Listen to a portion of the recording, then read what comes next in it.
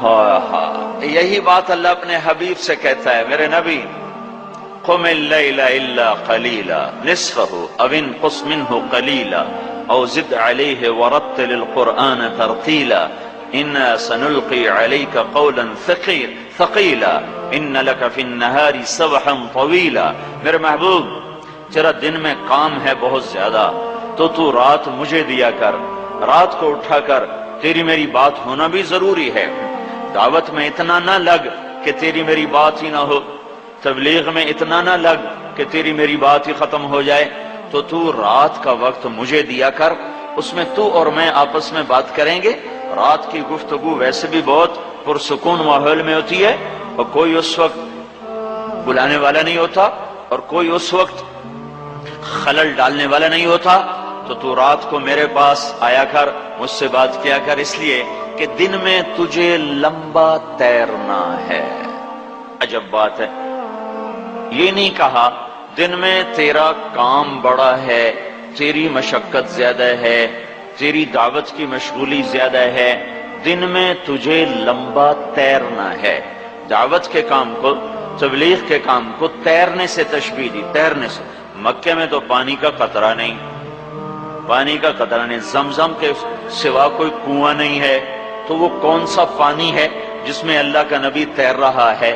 دعوت کی محنت کو اللہ نے تیرنے سے تشبیہ دے کر ایک خوبصورت مطلب ہماری طرف منتقل کیا ہے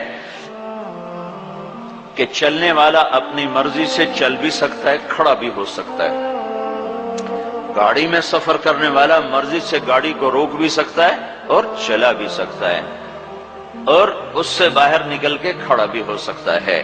لیکن جو آدمی پانی میں اتر جاتا ہے، اس کی مرضی ختم ہو جاتی ہے، اس کے ذمہ ہر حال میں تیرنا ہے، جب تک دوسرا کنارہ نہ آ جائے وہ تیرنا چھوڑ نہیں سکتا کہ چلو میں تھوڑی دیر آرام کر لوں۔ اب اسے تیرنا ہے، اگر وہ رکنا چاہے گا پانی کا بہاؤ اسے کہاں سے کہاں لے جائے گا، اگر وہ ٹھہرنا چاہے گا تو موجیں اسے اپنے اندر سمیٹ کے لائیں گی، مچھلیاں اسے نوالا بنائیں گی، اسے ان طوفانی موجوں سے لڑنا ہے، ان تھپیڑوں میں سے اس نے اپنا راستہ بنانا ہے، اور دوسرے کنارے تک جب تک اس کا ہاتھ نہیں لگتا اب یہ آرام نہیں کر سکتا، اسے ہر حال میں مستقل ہاتھ پاؤں مارنے ہیں۔ ان لک فی النہار سبحا طویلا، طویلا طویلا۔ میرے نبی یہ نہیں جیسے ہم لوگ تقریر کی اور بیٹھ گئے، جمعے کے خطیب کی طرح تقریر کی اور بیٹھ گئے، مدرسے کے مدرس کی طرح سبق پڑھایا اور بیٹھ گئے، نہیں یہ نہیں۔ فی النہار سبحا طویلا، تیرے لیے کوئی راحت نہیں ہے۔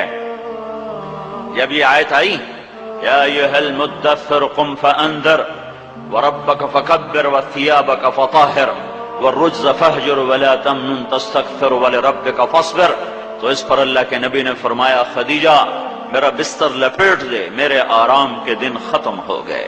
ان لک فی النہار سبحا طویلا، میرے آرام کے دن ختم ہو گئے۔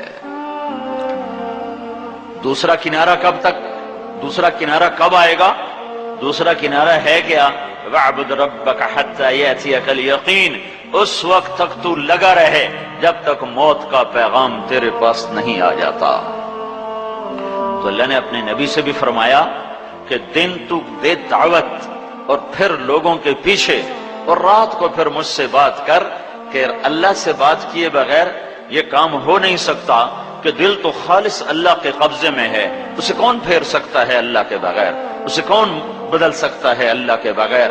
نبیوں سے بڑھ کر کوئی دعوت نہیں دے سکتا، ان سے بڑھ کر کوئی ہمدرد خیر خواہ نہیں ہوتا، ان سے بڑھ کر کوئی اندر میں کڑن اور غم اور گھٹن لینے والا نہیں ہوتا، لیکن اس کے باوجود لوگ اکڑ گئے، نہیں ایمان لائے۔ ابو جہل نے کہا میں قسم کھاتا ہوں کہ یہ سچا نبی ہے پر میں ایمان نہیں لاؤں۔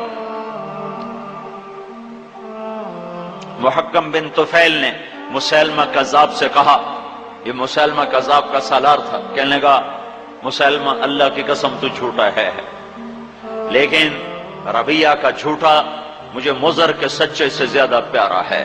ربیعہ مسیلمہ کا قبیلہ، مضر ہمارے نبی کا قبیلہ، تو کہنے لگا واللہ انک لکذاب، اللہ کی قسم تو جھوٹا ہے، لیکن ربیعہ کا جھوٹا مجھے مضر کے سچے سے زیادہ محبوب ہے۔ تو اللہ تعالیٰ نے اپنے محبوب سے فرمایا تجھے دن میں بہت لمبا چلنا ہے، تیرے ذمے بہت بڑا کام ہے، لہذا دن میں تو لگا کر اسی میں ہی بفرض نمازیں پڑھ لیا کر، لیکن رات تیری میرے لیے ہے، رات تیری میرے لیے ہے۔ میرے بھائیو 1.25 لاکھ انبیاء پس گئے